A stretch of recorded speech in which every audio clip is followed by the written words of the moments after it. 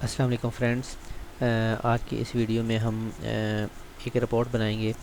वो report basically एक PHP के एक सॉफ्टवेयर के ज़रिए जनरेट होगी और उसको हम पीडीएफ में शो कराएंगे। तो उसके लिए ये एक डेमो के तौर पर मैं रिपोर्ट चला रहा हूँ। ये मेरे पास एक प्रोग्राम है, एक सॉफ्टवेयर है इसका। तो यहाँ पर मैं रिपोर्ट में जाता हूँ। ये मुकम्मल डिटेल के साथ सॉफ्टवेयर है, लेकिन हम सिर्फ जो है ना इसके रिपोर्ट के जो है ना सिनेरियो को देखते हैं। तो यहाँ पे मैं एक कोटेशन नंबर लिखता हूँ, इसको प्रिंट करवाता हूँ। तो ये मेरे पास एक प्रिंटेबल फॉर्म में एक रिपोर्ट आ गई है। ये पीडीएफ में है, आप इसको सेव कर सकते हैं, डाउनलोड कर सकते हैं, इसको आगे नेक्स्ट यूज़ कर सकते हैं। तो ये हमारे पास कैसे आती है, तो इसके लिए हम एक कोडिंग पे हमें जाना पड़ेगा। तो यहाँ पर एक मेरे पास रिपोर्ट का ऑप्शन है, यहाँ पे जो नज़र आ रहा है यहाँ पे ये सप्लाई चेन में रिपोर्ट्स का, यानी ये हमारे पास रिपोर्ट बनी हुई हैं और एक रिपोर्ट को हम डिस्कस करेंगे। तो इसमें ये एक सिंपल टेक्स्ट फील्ड है और यहाँ पे प्रिंट का एक बटन है, उसका कोड मैं आपको दिखा देता हूँ। ये कोटेशन है, इसमें हमने पोस्ट का मेथड यूज़ किया है और इसका एक्शन जो है ना वो रिपोर्ट्स की फोल्डर के अंदर कोटेशन रिपोर्ट के नाम से है। जो हमें डिस्प्ले हो रही है वो कोटेशन रिपोर्ट है। तो हम एक नई डिस्प्ले करवाते हैं। उसका ये फ़ायदा होगा कि हम स्टेप बाई स्टेप उसको करेंगे तो हमें समझ आ जाएगी। तो यहाँ पे हम कोटेशन नंबर लिखते हैं। कोटेशन नंबर में टेक्स्ट फील्ड के यहाँ पे हमने यूज़ किया है और हम सिंपली बटन पे प्रेस करते हैं। तो ये इसको इस एक्शन का ये पोस्ट मेथड के थ्रू इस फॉर्म में ले जाएगा, इस जना पीएचपी कोड पे ले जाएगा और वहाँ पे वो रिपोर्ट डिस्प्ले हो जाएगी। तो हमारे पास हम एक न्यू पेज बनाते हैं और उसको हम सेव एज करते हैं अपनी रिपोर्ट्स के अंदर ही।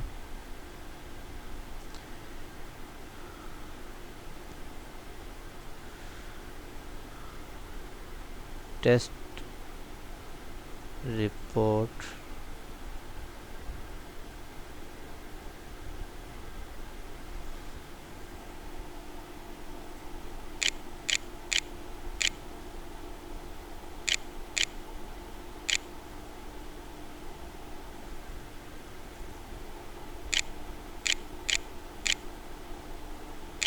डॉट पीएचपी इसको कर लेते हैं और इसको सेव करते हैं। हमारे पास ये आ गई। तो इसमें ये है कि सबसे पहले हमने ये क्या करना है कि हमारे पास एक लाइब्रेरी होनी चाहिए जो पीडीएफ रिपोर्ट के लिए इस्तेमाल होगी। तो उसके लिए हम ये क्या करते हैं कि मैं आपको लाइब्रेरी दिखा देता हूँ। मैं उसको अंदर जो ना अपने इस वीडियो के डिस्क्रिप्शन के अंदर डाल दूँगा। तो इससे ये जो ना आपको वो डाउनलोड करने में आसानी होगी। ये मेरे पास कोड है इसका, इस प्रोजेक्ट का। तो इस प्रोजेक्ट के कोड में यहाँ पे FPDF की एक जो ना लाइब्रेरी है, PHP की लाइब्रेरी है, वो मैं इसके अंदर डिस्क्रिप्शन अंदर डाल दूँगा ताकि आपको जो ना मिल जाए। तो ये हमने एक अपने जहाँ पे हमने चलानी है रिपोर्ट, वहाँ पे हमने एक इसका फ़ोल्डर रख दिया और फ़ोल्डर रख के हमने इसकी फंक्शनलिटी यूज़ करनी है। तो वो हम कैसे करेंगे, दोबारा हम इस पे आते हैं। तो PHP का सिंपली कोड है, तो हम PHP का कोड ही लगाते हैं। यहाँ पे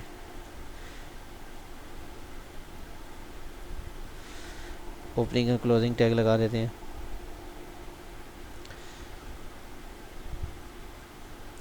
यहाँ पे हम रिपोर्ट्स में जाते हैं, तो यहाँ पे हम जो हमारे पास टेस्ट रिपोर्ट है उसका हम नाम दे देते हैं।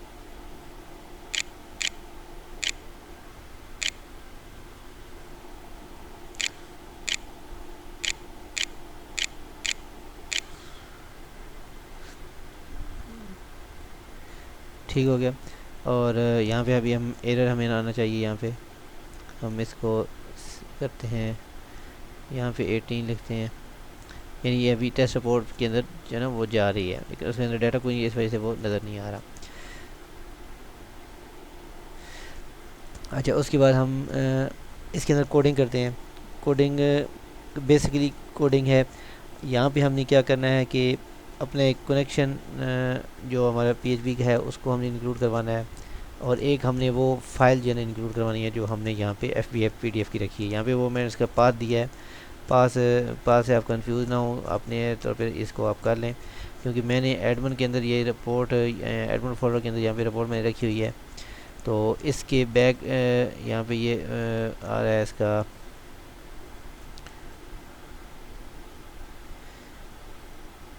ये रिपोर्ट का एक PHP की फ़ाइल है, और इसके अंदर जो है मैंने ये एडमिन के फोल्डर के अंदर यहाँ पे ये रखी हुई है फ़ाइल। तो ये मैंने इसको पाथ इसी तरह का देना है ताकि जो ना मेरा जो है ना वो फोल्डर जो है ना उसकी डाटा हमें फंक्शनलिटी हम यूज़ कर पाएँ। कनेक्शन को भी मैंने इस तरह किया है, आप अपने तौर पे जो भी आपकी सेटिंग होगी उसके अंदर आप कर लीजिएगा। अच्छा, उसके बाद हमने ये क्या करना है कि हमने एक PDF का एक फॉर्म, ये इसकी कोडिंग है, यानी हमने PDF का पेज बनाना है। इसमें पेज में जो पोर्ट्रेट पेज हो गया, इसका हो गया, और इसकी A4 साइज़ का हमने पेज जो है ना वो क्रिएट करना है। और उसके बाद जो है ना क्या करेंगे हम, ये करने के बाद हम आउटपुट देखते हैं इसकी कि ये पेज हमारा बना है या नहीं। सेव करते हैं और इसको रिफ़्रेश करते हैं, ऐसे ही 18 हम लिखते हैं, और ये देखिए हमारे पास ये पेज है ना जनरेट हो गया। इस टेस्ट पेज के ऊपर हमारा पेज जनरेट हो गया। तो ये हमारी जो कोड है वो बिल्कुल ठीक काम कर रहा है, हमारी फंक्शनलिटी चल रही है। और यहाँ पे सिर्फ हमने यहाँ पे अब क्या करना है कि यहाँ पे इसकी कोडिंग लगानी है, जो हमने आउटपुट जो है ना दिखाना है यहाँ पे। तो अभी हम यहाँ से हमारे पास यहाँ से जो पास हो रही है वो ID है, ये ID हमारे पास पास हो रही है। अभी हम ID पास करवाते हैं यहाँ से, पोस्ट मेल के थ्रू ID हमारे पास आ रही है। तो हम जो है ना यहाँ पे ID इधर पास करवाते हैं, यहाँ पे ID पास करवाते हैं। और इसको जो ना अगर टेस्ट के तौर पर यहाँ पे इको नहीं कर सकते, इसको ये गलत हो जाएगा। फिर हम क्यूरी लगाते हैं, इसको क्यूरी लगाने का क्यूरी मेरे पास लिखी हुई है, मैं इसको कॉपी पेस्ट कर देता हूँ टाइम बचाने के लिए। तो ये मेरे पास क्यूरी है, तो ये क्यूरी यहाँ पे लगी है। क्यूरी यहाँ पे नज़र आने के बाद हम इसको दोबारा एक्शन देखते हैं कि इसमें क्या कुछ हुआ है। कुछ नहीं हुआ क्योंकि हमने क्यूरी प्रिंट ही नहीं करवाई। तो उसके बाद जो ना हम पेज की सेटिंग लेते हैं, यानी ऐड पेज हो गया, उसके फॉन्ट एरियल हो गया, और इस तरह के जो ना उसकी जो सेटिंग है मैं आपको प्रिंट करके दिखाता हूँ।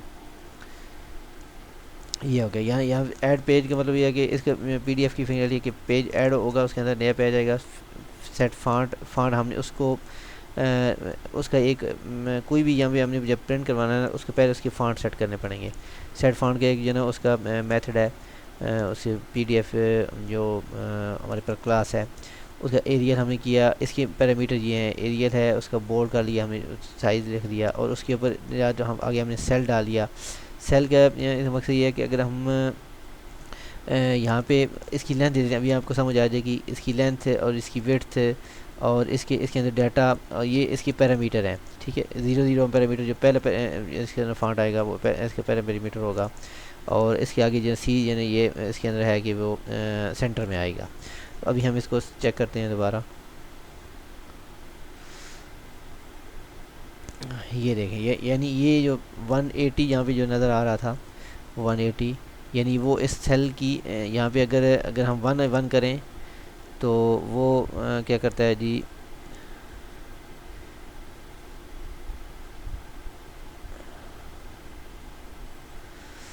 वन किया तो यहाँ पे हम अब दिखाएगा आपकी, अब इसमें फंक्शन नज़र आएगा। ये देखिए यहाँ पे उसने लाइन दिखा दी है, यानी ये हमने इतना जो है ना वो सेल एक है वो हमने सेलेक्ट किया है, और उसके अंदर हमने ये सेंटर में लिखने की कोशिश की है। ठीक है, इसे ये ना कि 0 हमने ऐसी कर दिया कि यहाँ पे हम उसको बॉर्डर्स को नहीं दिखाना चाह रहे।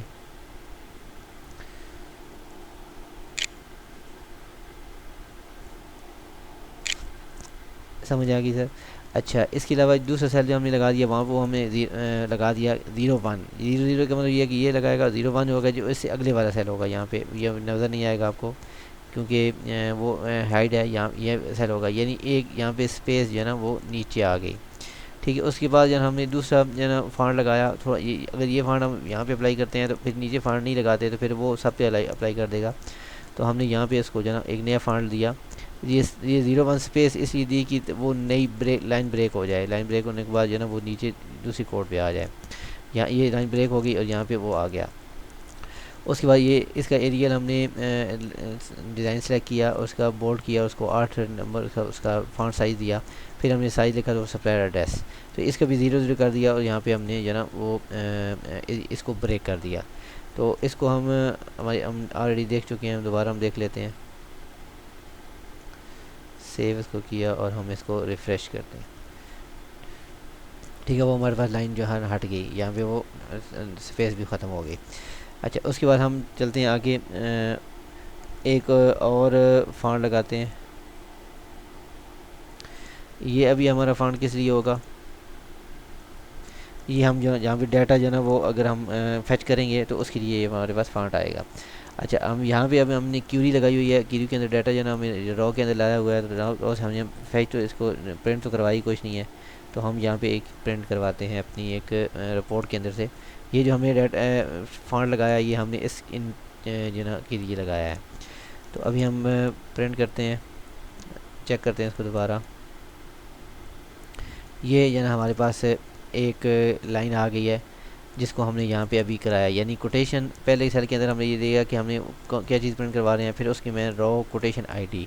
ठीक है, ये जो हमारे पास क्यूरी की थ्रू हमारे पास वो आ रहे थे डाटा, वो यहाँ पे हमने इसको एज ए रॉ, और जो है ना ये आपको अगर PHP में यहाँ तक आप पहुँच गए हैं रिपोर्ट के अंदर, तो ये आपको समझ होनी चाहिए कि ये जो है ना हमारे पास क्या अरे जो है ना वो अरे कौन सा जो नंबर है जहाँ पे प्रिंट हो रहा है। ठीक है, ये एक लाइन प्रिंट हो गई।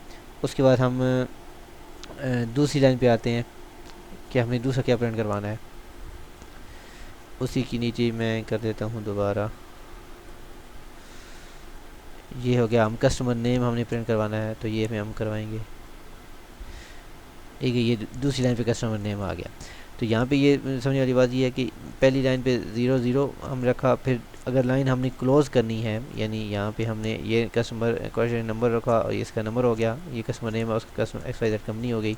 तो हमने अगर यहाँ पे क्लोज़ नहीं करवाना, आगे करवाना है, तो फिर हम इसको 0 0 यहाँ पे देंगे, ये 0 पैरामीटर देंगे। ठीक है, 0 1 दिया है तो मतलब लाइन वो क्लोज़ हो गई है। उसी आगे चलते हैं हम, आगे 2 3 मैं उठा लेता हूँ। ये मैंने इसका डाटा यहाँ पे उठा लिया।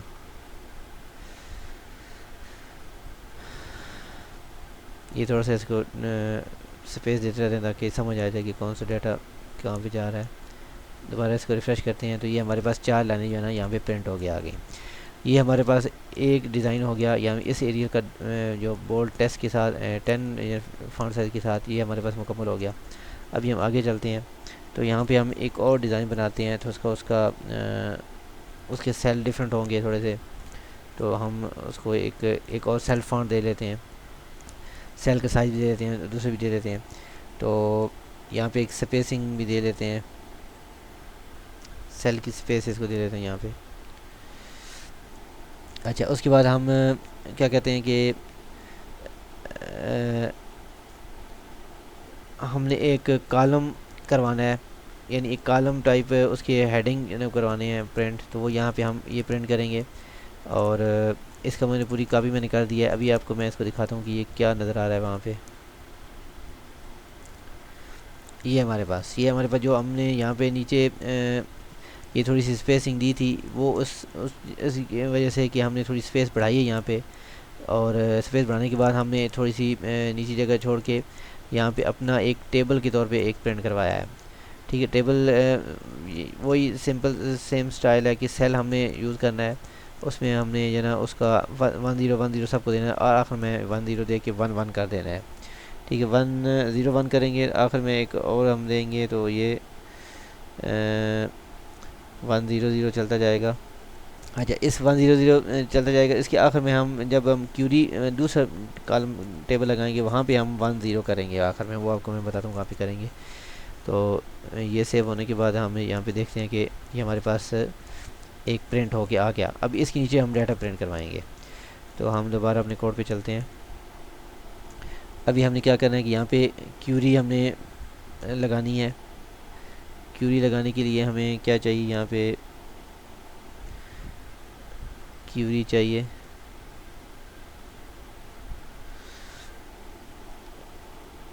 क्यूरी हम लगाएंगे यहाँ पे,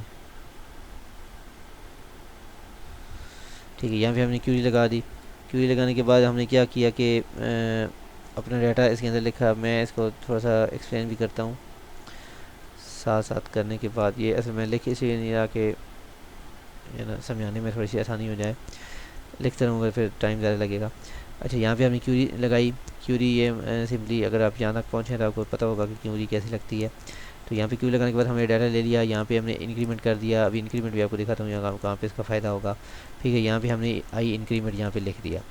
ठीक है, इसका ये पैरामीटर पास कर दिया। फिर उसके बाद यहाँ हमने रॉ का जो एरे था उसका एटम और उसकी यहाँ पे पास कर दिए सारे। ठीक है, और पास करने के बाद हमने यहाँ पे 0 1 कर दिया। 0 1 यहाँ पे 1 1 किया, यहाँ पे 0 1 कर दिया। ठीक है, 1 1 करने का मकसद ये है कि यहाँ पे हमारा वो टेबल मुकम्मल हो जाता है। अभी हम इसको प्रिंट करके देखते हैं कि हमारे पास कोई एरर तो नहीं है। ठीक है, ये जो उस रिकॉर्ड की रिलेटेड रॉ थी वो यहाँ पे प्रिंट हो गई है।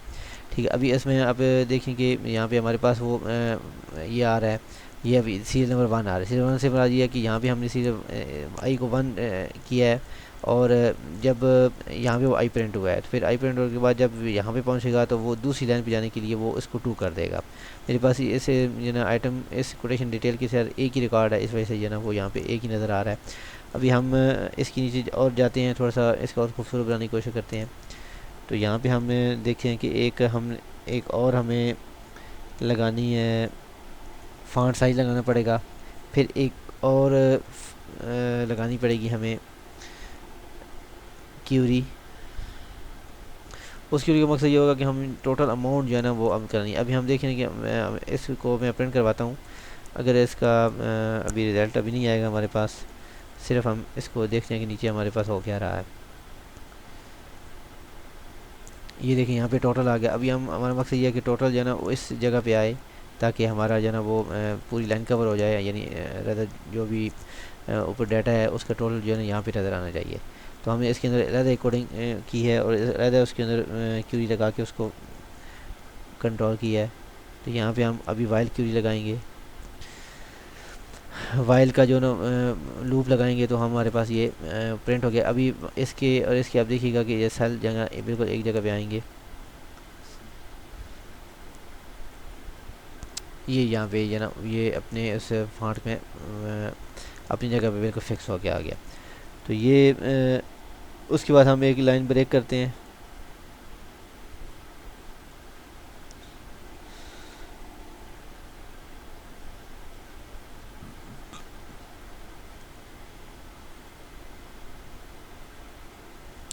लाइन ब्रेक हो गई। लाइन ब्रेक होने के बाद हमारे पास यहाँ पे और कौन सा ये टोटल रिकॉर्ड, यानी ये हमने चेक करना है कि हम कितने बार पास रिकॉर्ड हमारे पास हैं। तो हम एक और क्यूरी लगाएंगे, उसमें वाइल लूप लगाएंगे। वाइल लूप लगाने के बाद जो है ना हम दोबारा यहाँ पे हम आते हैं और यहाँ पे हमने ये 0 1 इसलिए यहाँ पे एम्प्टी छोड़ा है कि यहाँ पे हमने कोई लाइन लिखी और हमने एक स्पेस नीचे जो है ना उसको करने के लिए, ताकि अलग ऊपर से वाले रिकॉर्ड को नीचे वाले रिकॉर्ड से अलग करने के लिए हमने किया है। तो ये हम सेव करता हूँ और एक मैं काउंट रिकॉर्ड करता हूँ कि मैंने कितने रिकॉर्ड काउंट किए हैं। तो ये हम दोबारा इसको सर्च करते हैं तो ये हमारे पास आ गया टोटल 1 रिकॉर्ड फॉर्म। ठीक है, यानी हमारे पास एक रिकॉर्ड ही था इसके अंदर। तो ये सारा सिनेरियो यही था।